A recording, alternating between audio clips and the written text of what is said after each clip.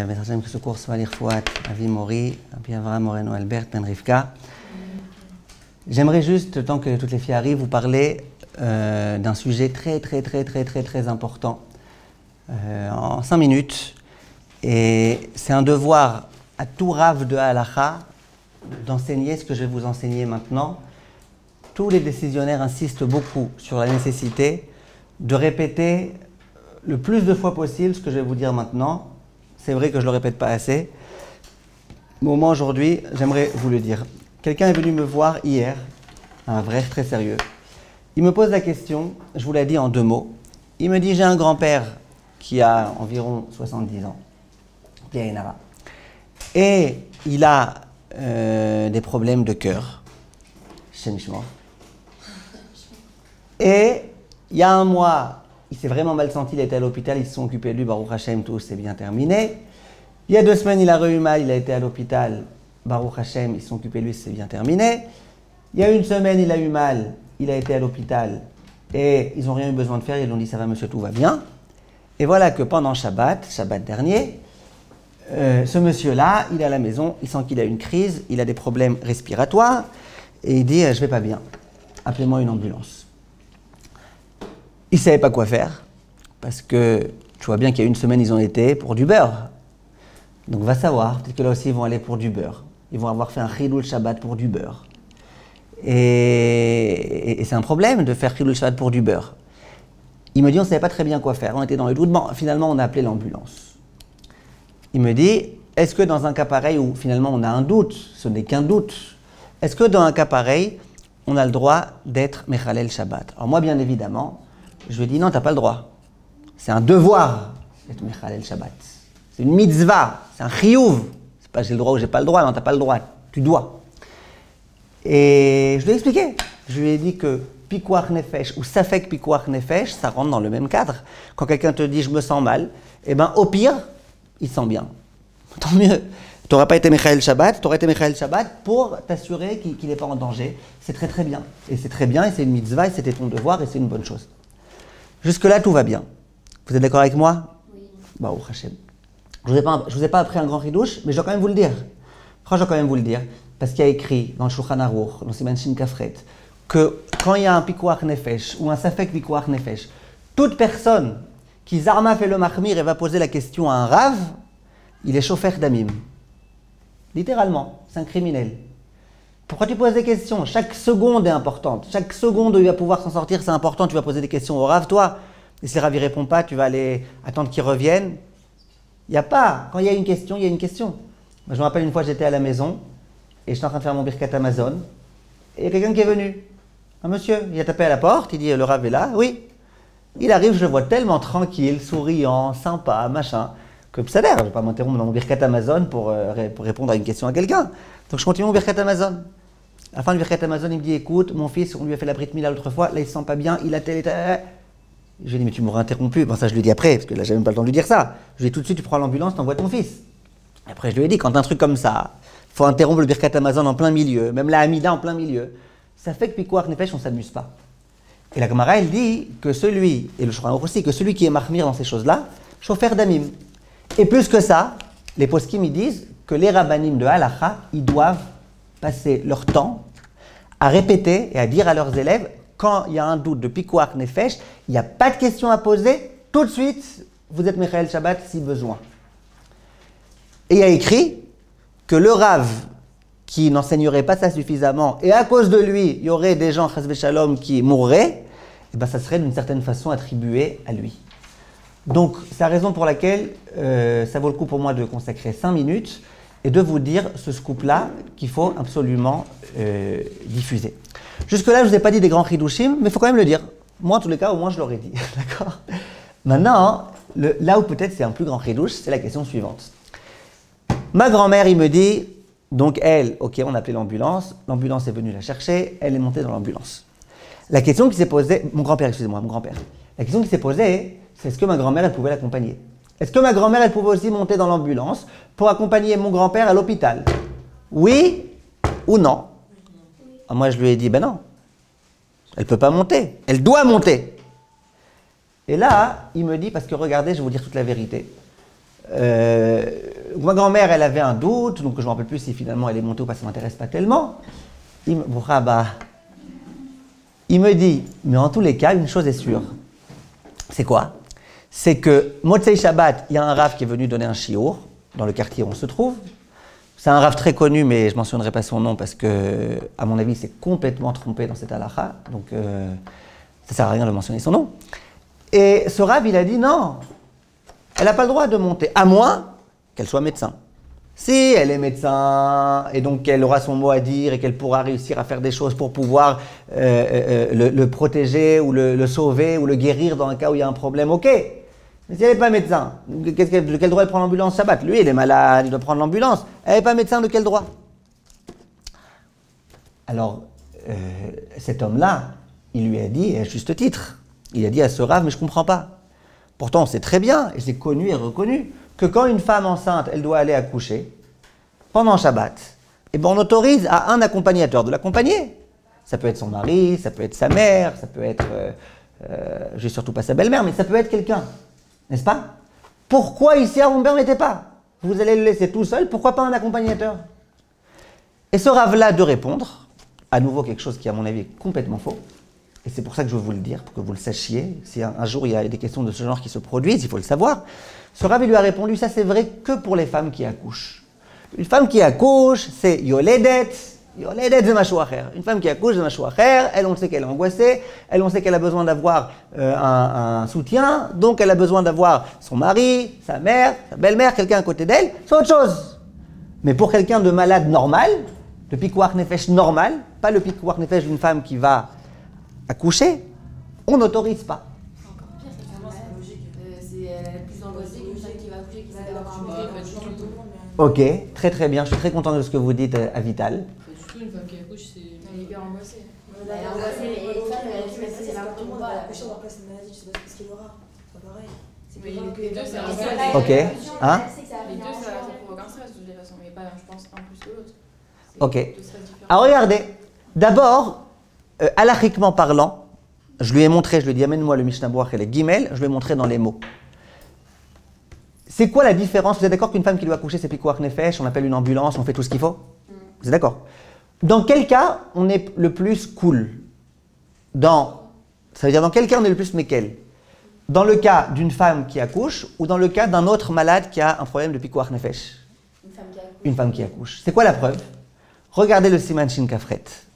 Là-bas, la halakha, elle dit quand tu dois faire un chilul Shabbat pour quelqu'un qui a un pikuach nefesh, pas une femme qui accouche.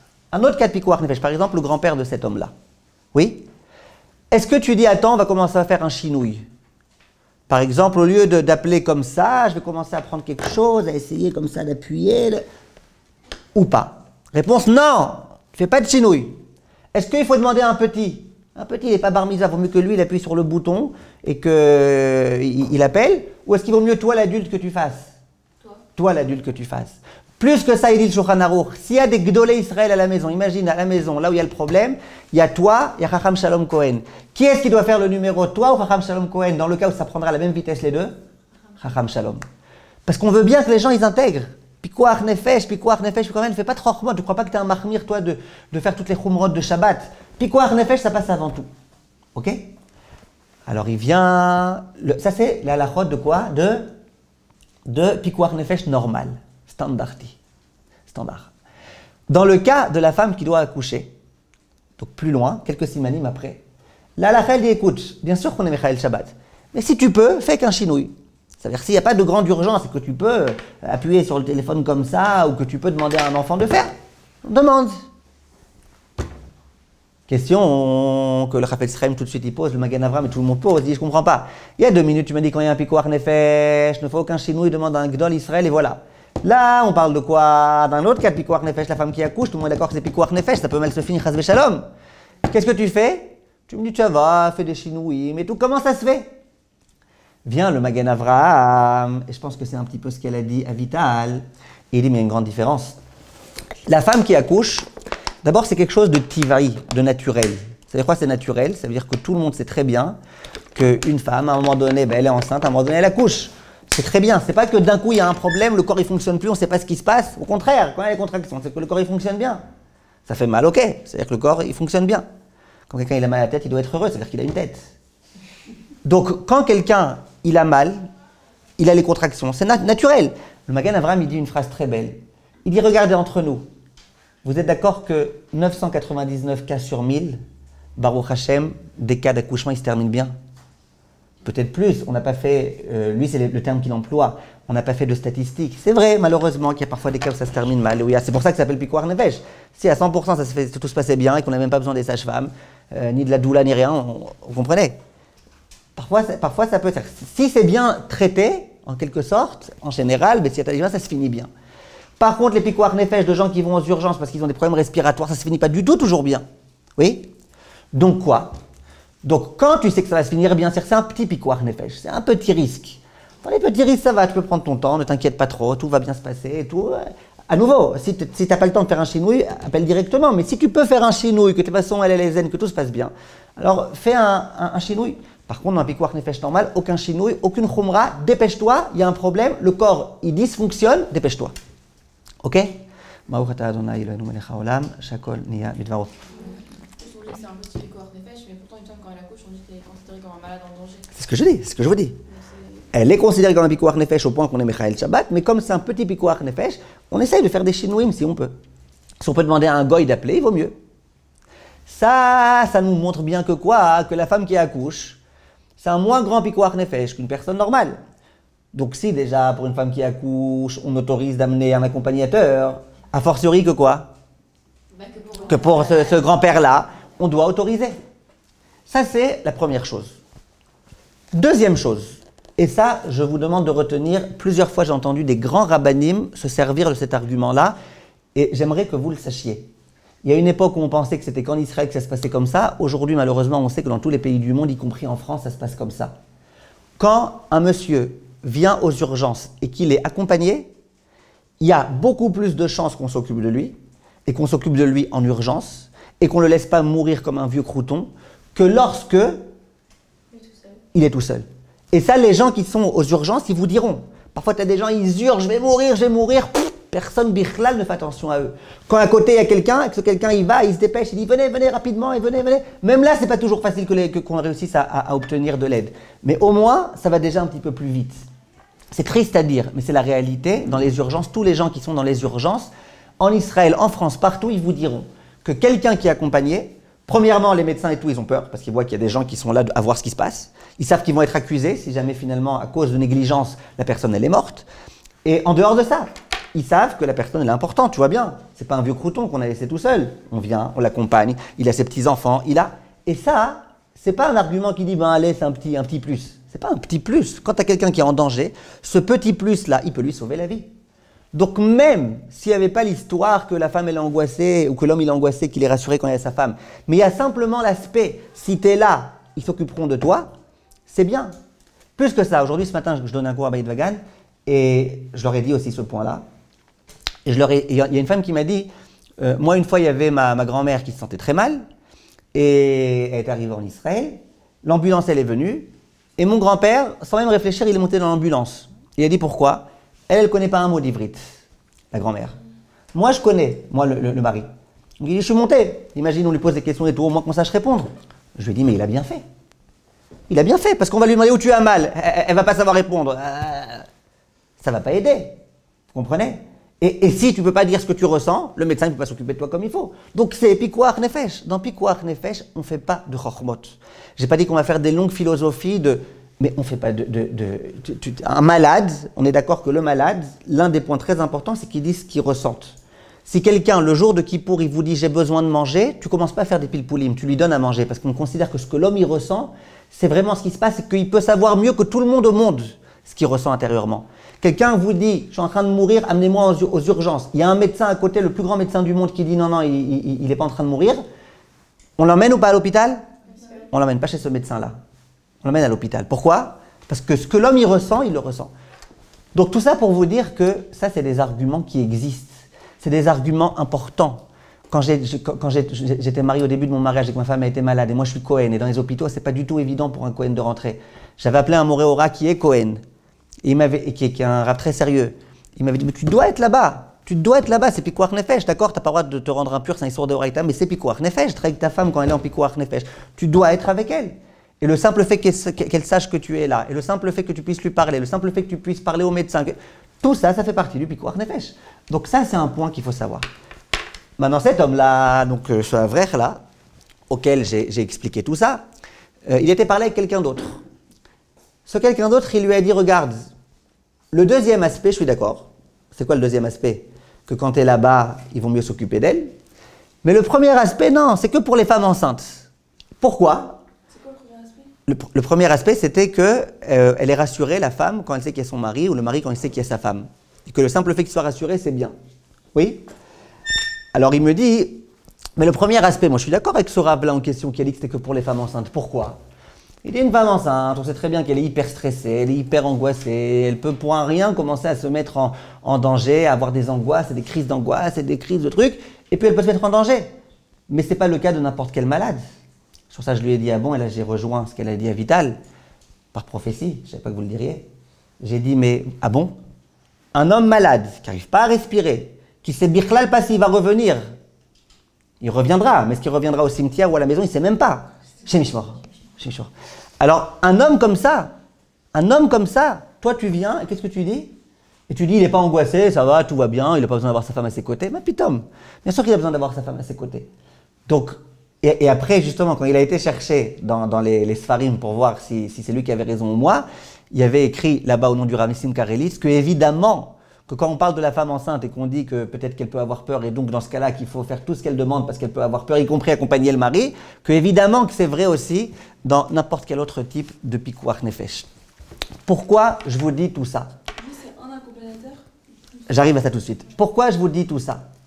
Pas pour vous dire que ce rab il s'est trompé et que moi je suis le meilleur, vous le saviez déjà, mais je vous dis tout ça pour que vous compreniez. Dans Pikuach Nefesh, attention, attention, attention, attention. J'en ai eu tellement des cas comme ça. Tellement. Un bébé, une fois qu'il est né, c'était des jumeaux. Il est né de façon prématurée. Ils étaient deux bébés prématurés, ils sont nés longtemps à l'avant. Je me rappelle encore le père, juste après l'accouchement. Il me dit chaque bébé 1 kilo. Il me dit c'est comme 2 sakiyot halav. Moi ça m'a choqué, comment il peut parler comme ça de ses bébés. Il dit 2 sakiyot halav. Genre chaque bébé 1 kilo. Et je ne sais pas comment il peut parler comme ça de son fils. En tout cas, maintenant, vous êtes d'accord que c'est des bébés qui sont en danger, des bébés d'1 kilo? Vous êtes d'accord? Maintenant, les médecins, ils ont dit, attention, madame, essaye d'allaiter ton fils. Pourquoi? Le lait maternel, il est 1 million de fois mieux pour la santé, pour le développement, pour la vie du bébé que le maternat. Vous êtes d'accord avec moi? Tous les médecins, tout le monde le dit. Il est tombé sur un rave qui lui a dit, ah non, Shabbat, on n'a pas le droit de tirer le lait, c'est un issour de Horaïta, donc tant pis, Shabbat, tu lui donnes. Et moi, je vous promets, je me suis battu avec ce rave. Je me suis battu parce que lui, ce fameux Avrech, son rave, c'était pas moi, son rave, c'était l'autre. J'ai été voir ce rave, je me suis battu. Je lui ai dit, mais attends, Pikuach Nefesh, le Chazonish, il dit qu'avec un bébé, il n'y a pas de question. Tout bébé, c'est Pikuach Nefesh. Et que bébé, quand tu commences à lui changer les modes de nourriture, ça peut le mettre en danger. Et que même à Kippour, il y a des cas où on dit à la femme de ne pas jeûner parce que son bébé, le pauvre. Là, tu parles d'un bébé qui est en sakana, 2 bébés en sakana, comme ça tu dis. Il ne voulait rien entendre. J'étais obligé de faire quelque chose que j'aime pas du tout faire. J'ai été obligé d'appeler le rave de ce rave, de lui poser la question. Le rave de son rave ne m'a même pas essayé de finir la phrase. Il me dit, mais bien sûr que c'est Pikuach Nefesh et qu'elle doit tirer son lait tout complètement normalement et tout. Genre, moi, je voulais lui poser la question et commencer à essayer d'expliquer pourquoi je pense qu'on pouvait autoriser. Il me dit, mais même pas de question, évidemment que. J'étais obligé de dire au rave que son rave, il avait dit pas comme lui. Heureusement, Baruch Hashem, il a changé d'avis. Donc, quand je vous avais raconté ce genre d'histoire avec les chewing-gums, c'était pour m'amuser que j'avais fait ça. Mais là, c'était pas pour m'amuser. Baruch Hashem, ces filles aujourd'hui, elles sont encore en vie, ces jumelles, elles sont encore en vie. Baruch Hashem, peut-être entre autres grâce à ça. Quand on est dans le Pikuach Nefesh, il faut bien vérifier. Il faut appeler des rabbanim compétents. Il faut appeler des rabbanim qui savent un petit peu ce qui se passe dans le monde de la refoua. C'est très, très, très important de comprendre tout ça.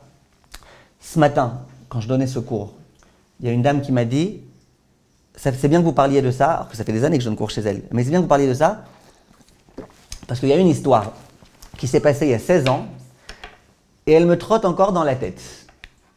Il y a 16 ans. Vous aviez 2 ans. Elle me dit, ma fille d'1 an et demi, il n'y a pas de fille qui s'appelle Bismuth ici.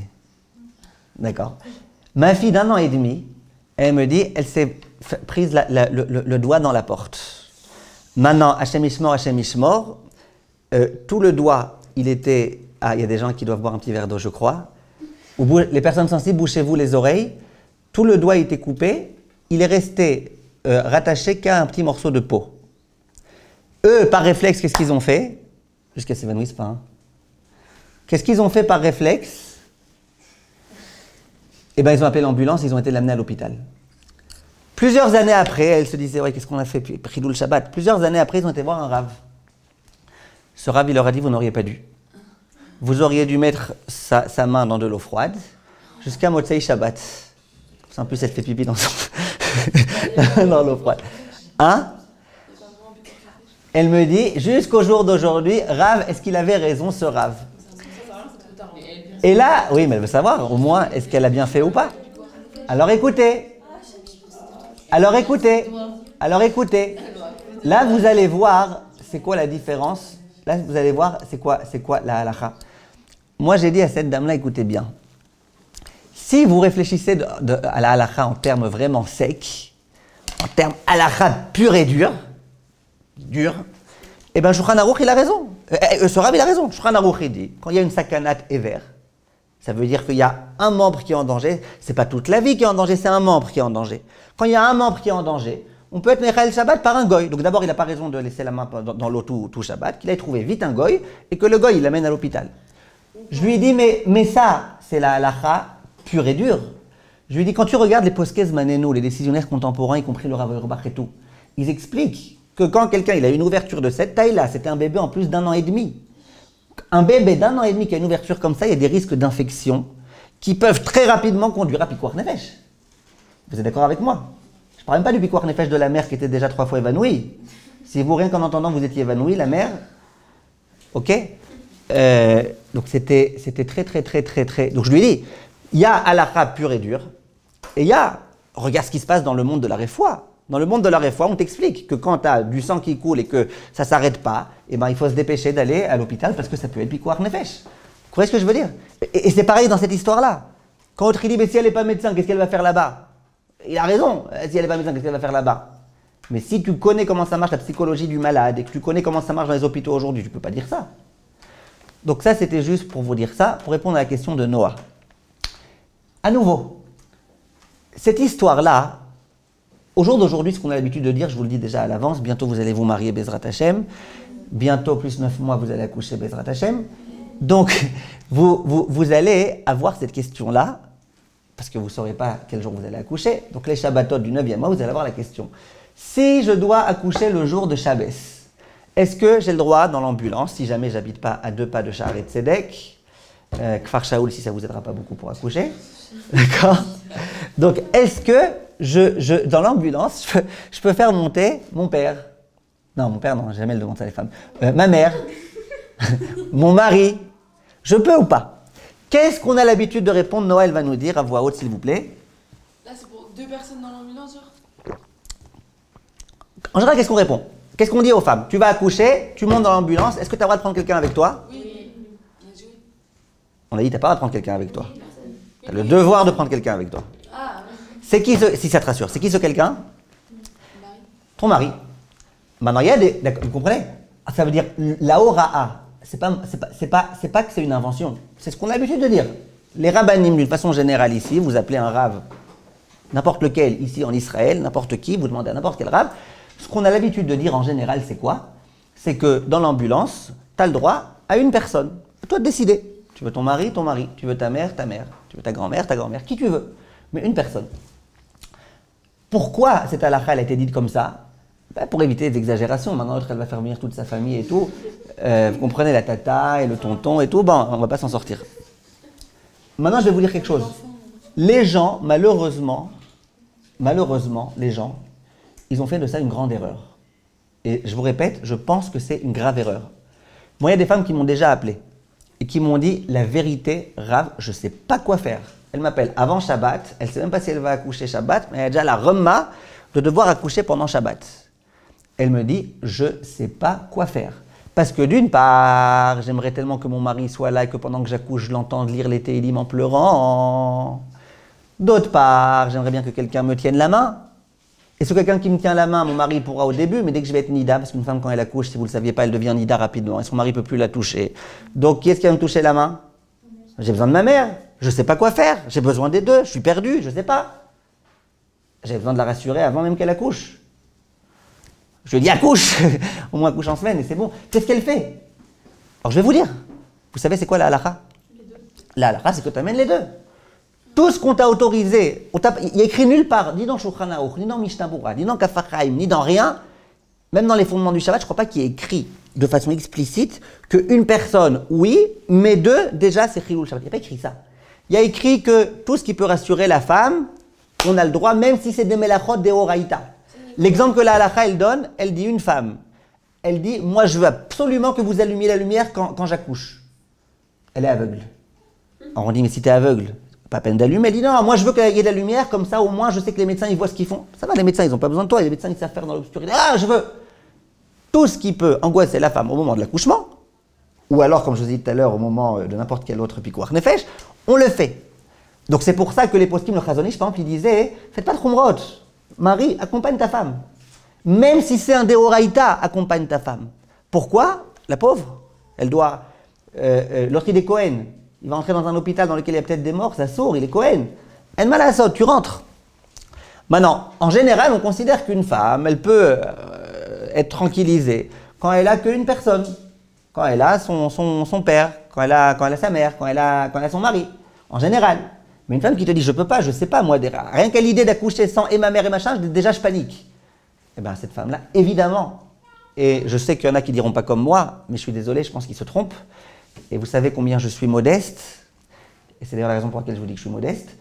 Je suis très modeste, mais dans ces choses-là, je ne peux pas entendre qu'on dise autre chose que ça. C'est inaudible pour moi de dire que non, surtout que, et là je finis avec ma petite idée, surtout que, vous savez très très bien, Talia, que quoi?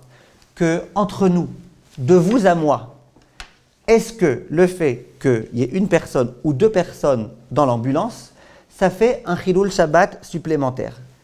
Disons que tu pèses 1 tonne, je peux comprendre que peut-être qu'il va y avoir des influences d'essence. Mais pour un engin comme une ambulance, qui pèse je ne sais pas combien de milliers de kilos, ok? Est-ce que tu penses vraiment que le fait que ta mère, elle vienne en dehors de ton mari, ça va avoir une quelconque influence sur l'essence? Et même si ça a une influence, c'est parce qu'il n'y a aucune influence, c'est de la blague, c'est rien. Et même si ça a une influence, c'est du gramma, c'est pas du direct, c'est pas... Donc, et lui, de toutes les façons, il appuie sur le machin. Et en plus, en général, c'est un goy qui appuie sur le... Donc, on est dans le loin, on est vraiment dans on est très loin de Chilul Shabbat. Et de là, venir et dire non, si ton mari, si ta femme, elle n'est pas médecin, qu'elle ne vienne pas, parce que quoi ça sert? À mon avis, c'est une très très grave erreur de halakha. Et je compte aller voir ce rave et le lui dire.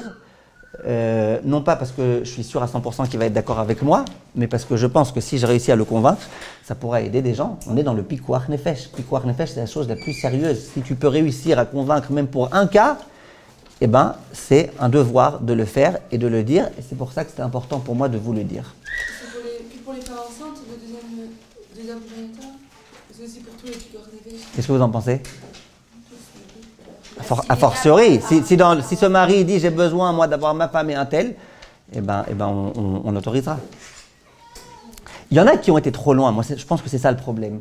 Aujourd'hui vous entendrez, pas chez les Haredim, Baruch Hashem, pas chez les Haredim, mais vous entendrez dans certains milieux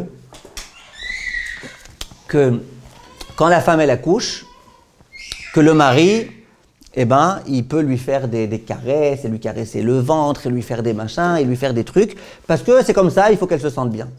Donc vous comprenez bien que les rabbanim, ils sont hyper contre ça. La femme, quand elle accouche, elle est nida. C'est issour.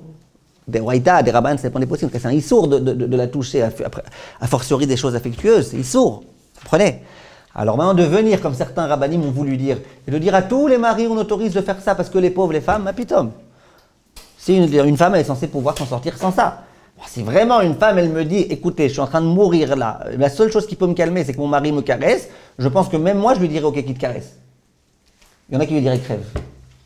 Moi, je ne lui dirais pas ça.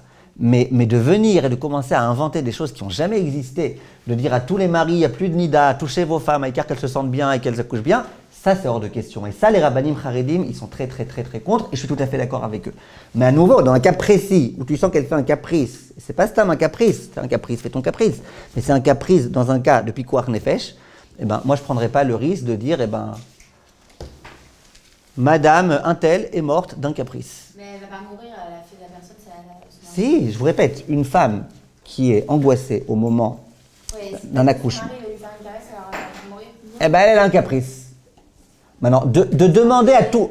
Attendez, mais est-ce que tu peux laisser une personne mourir parce qu'elle a un caprice? Regardez, une femme enceinte qui, le jour de Kippour, elle a hyper faim. Là, elle parle de ce cas-là. Elle a très faim, il y a de la baffe qui commence à couler là et tout, elle a très faim. Est-ce qu'on lui donne à manger ou pas? Oui. Il écrit que oui, sinon elle est en danger. Alors dans un premier temps, on lui dit, tu sais que c'est Kippour? Et si elle dit oui, je sais, mais j'ai quand même envie de manger ça, au bout d'un certain temps, c'est une halakha dans Shulchan Aruch, on lui donne à manger. Entre nous, c'est pas un caprice. Elle veut un éclair au chocolat, bidiouk le jour de Kippour. Non, mais encore, ça, c'est un... Mange-le le lendemain de Kippour. Non, je veux le jour de Kippour. Vous comprenez? Et bien malgré tout, c'est un caprice, on ne va pas laisser quelqu'un mourir à cause d'un caprice. La vie, ça passe avant. Tov, on a parlé de cette halakha-là, on peut passer à nos halakhot à moins qu'il y ait des questions. Oui. Si on habite genre 10 minutes dans l'hôpital, est-ce qu'on doit quand même prendre le mari dans l'ambulance ou pas? Ben non, si on habite à 5 minutes, le mari à pied, il arrivera plus vite qu'en ambulance, parce qu'en ambulance, il y a les feux. Donc, mais à nouveau, ça dépend. Moi, je vous répète, il y a des femmes qui me disent, vous savez, entre nous, le Shabbat, vous appelez une ambulance ici. Mada, par exemple. Magen David Adom. C'est qui le chauffeur? Un rebeu. Peut-être un rebeu religieux, mais un rebeu. Maintenant, il y a des femmes qui me disent, Gvodarav, je ne me vois pas être seule dans une ambulance avec un rebeu. Et je peux la comprendre. Et si tu es avec ton mari, je sais que mon mari, j'ai moins peur. Je peux aussi la comprendre. Bien qu'il vaut mieux qu'il y ait une morte que 2 morts dans l'ambulance, mais s'il y a un attentat, mais en tout cas, je peux la comprendre. Vous êtes d'accord avec moi? Je sais pas pourquoi aujourd'hui je suis un peu morbide. Non, c'est Sora hier qui m'a énervé. Alors, vous comprenez ce que je veux dire? Donc, est-ce que tu lui autoriseras à remonter dans l'ambulance? Mais bien sûr. Il ne faut pas qu'elle soit angoissée. Je vais vous dire plus que ça. Une fois, j'ai reçu un coup de fil d'un avrer très religieux. D'accord? Ce avrer, il habitait dans les alentours le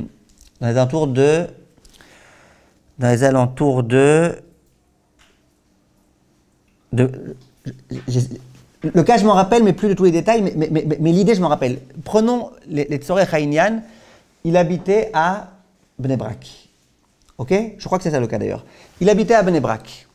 Maintenant, sa femme a été enceinte. Et elle avait bien vérifié, c'est quoi le meilleur hôpital pour accoucher? Maintenant, elle, on lui avait dit, il faut absolument que tu ailles à Laniado, à Netanya. Là-bas, il y a un hôpital, c'est des moumchim, ils sont super compétents, les meilleures sages-femmes du monde, les meilleurs trucs. Hein? De Bnei Brak? Non, Laniado, c'est à Netanya. Oui, mais Le Bnei Brak à Netanya. Ouais, même si c'est en semaine, même si c'est Shabbat, elle dit, moi, je veux absolument Laniado. C'est comme ça, j'ai vérifié, j'ai plein de gens qui ont accouché dans l'hôpital de Bnei Brak, là, comment il s'appelle, Share Mayana Yeshua, et ça s'est mal passé et tout, et à Laniado, c'est bien. D'accord, je ne suis pas en train de vous faire de la pub et tout, je vous raconte l'histoire telle qu'elle a raconté, peut-être qu'elle a complètement tort, mais ça ne m'intéresse pas si elle a tort ou pas. Moi, ce qui m'intéresse, c'est le cas. Maintenant, le mari, il m'appelle, il me dit, écoutez, Gvodarav, moi je sais que Raphaël Kanievski, il passe son temps à dire qu'il n'y a pas mieux qu'accoucher à Mayane, à Yeshua, parce que là-bas, ils font tout selon la halakha, selon les normes de la halakha. En plus, on habite à Bnei Brak, donc on est beaucoup plus proche de l'hôpital que l'Aniado, donc ça fera moins de Chilul Shabbat. Donc moi, je vais obliger ma femme à accoucher à Bnei Brak. Et elle dit, ah non, hors de question, c'est moi, c'est ma vie, c'est mon bébé, c'était pas son bébé, c'est leur bébé aux deux, mais en tout cas, c'est ma vie. Non, je veux pas. Et il est en train comme ça de se bagarrer. Lui, il était braqué avec son Bnei Brak. Elle était l'Aniado. Qu'est-ce qu'on fait? Maintenant, si on peut raisonner la femme, d'accord? Il y a des cas où on arrive à raisonner. Quand tu as une femme cartésienne, tu peux la raisonner. Tu peux lui dire, écoute, Quoi, tu veux me dire que toutes les femmes qui accouchent à Bnei Brak, elles meurent? Quand même pas. Donc est-ce que tu veux me dire que juste c'est un petit peu mieux là-bas? Ok. Alors, tu es d'accord que le Shabbat c'est important, et qu'il vaut mieux que le truc, et que machin. Si tu peux essayer de la raisonner, ça veut dire, si elle a tort, je veux dire, si elle a tort, et que tu peux la raisonner, alors quoi? Ben, essaye de la raisonner. Oui? Maintenant, si elle a raison, que Béhémet, il y a beaucoup plus de chances de bien s'en sortir là-bas que... En Bichat, tu vas pas essayer de la raisonner. Maintenant, imaginez même qu'elle ait tort. Ça veut dire, ok, ça va, même si c'est mieux l'aniado que l'autre, ça va, ça change pas grand-chose. De toute façon, c'est qu'un accouchement, entre guillemets. D'accord? Et tu n'arrives pas à la raisonner. Et même quand tu lui parles, toi, le rave au téléphone, tu n'arrives pas à la raisonner. Maintenant, elle, dans sa tête, elle est sûre que si elle va accoucher à Bnei Brak, elle est sûre que Hachem Yirachem, ça va mal se passer et compagnie. Ok? Qu'est-ce que tu vas faire?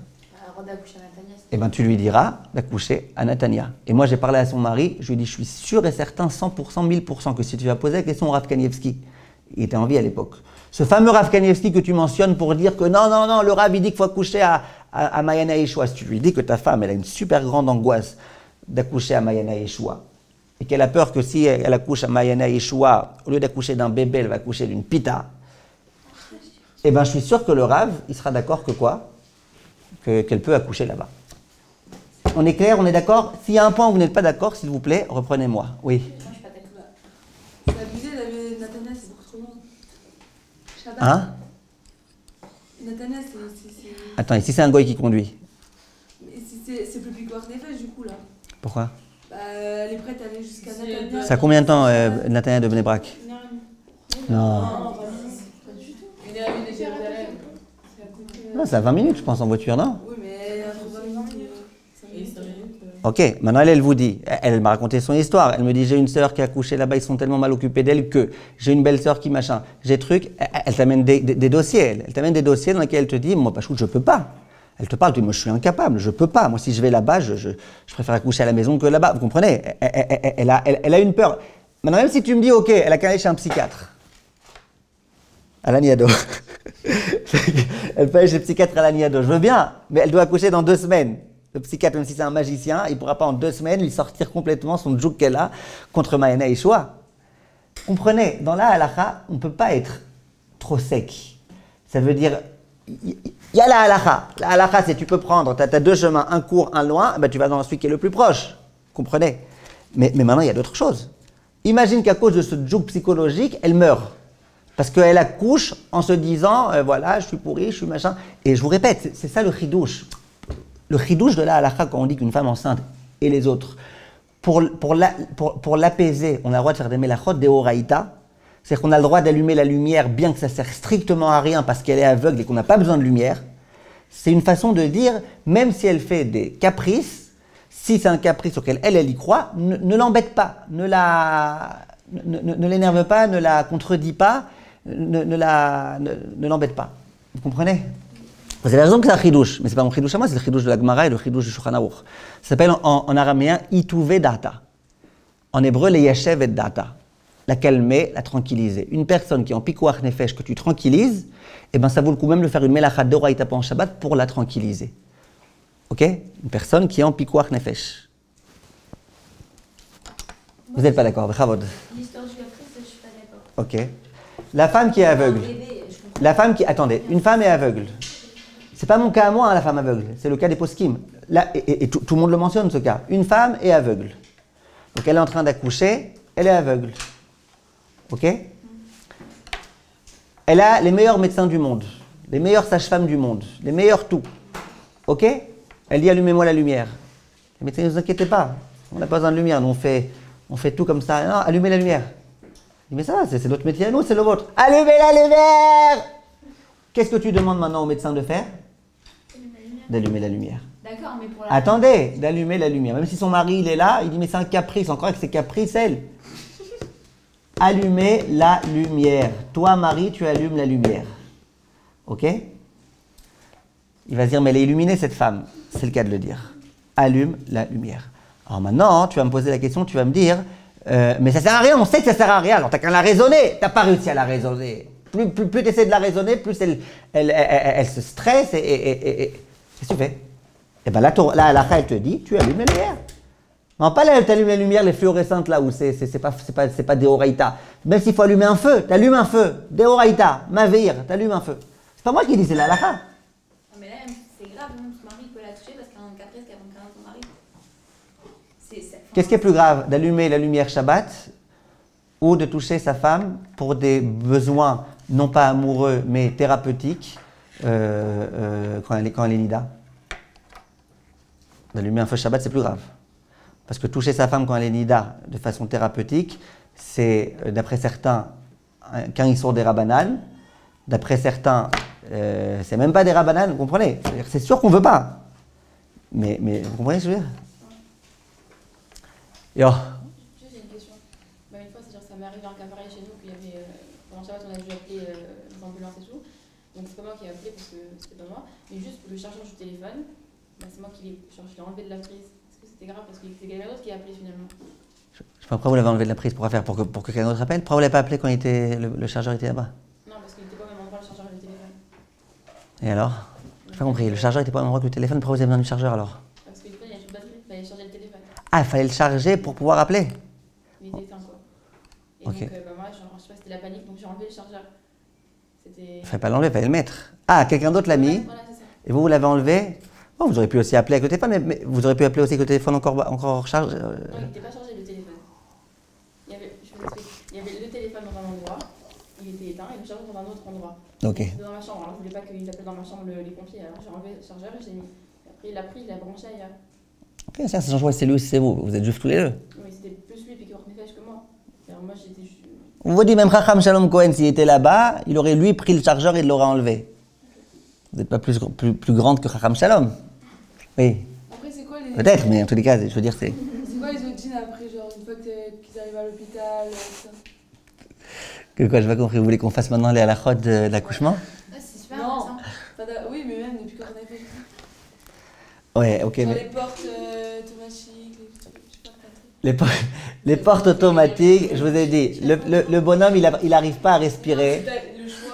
Le bonhomme, il n'arrive pas à respirer, tu ne te poses pas de question de porte automatique. Non, mais après, une fois qu'il attend, hein, il va juste. Une fois qu'il- L'accompagnateur, il va juste attendre, il fait rien.